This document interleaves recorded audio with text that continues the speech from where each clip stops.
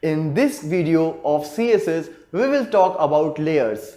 Layers, as the name says, will provide you some number of layers one over another.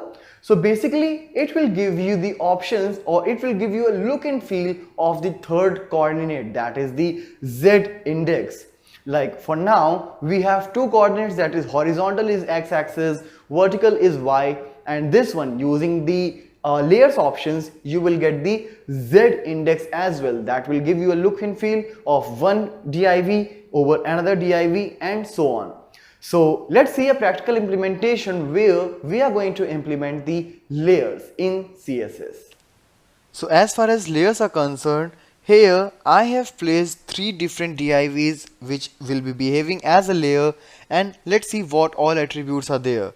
So all three divs are of different color like green, red and yellow with the same dimensions, mean the same height and width, that is 300 width and 100 height, and all are having absolute positioning which we have already discussed, and accordingly I have placed them in a different position like top 0 pixel, left 120, similarly red is having top 40, left 80, and yellow is top 80 and left 40. So accordingly they will be placed, but since they are layer, so I have to tell like which layer will be above which particular one.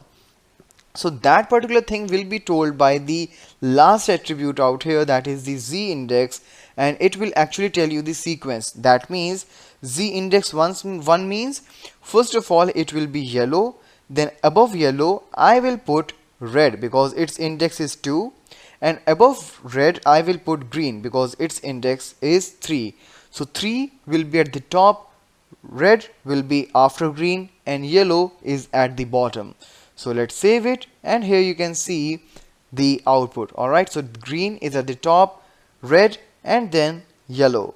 If you will make some changes in the sequence, let's say I want to put red at the top, so I will make it 3 and I will make green as 2.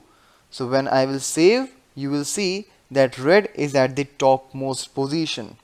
Alright, so these are the things which you can do while working with the third layer, means the third index.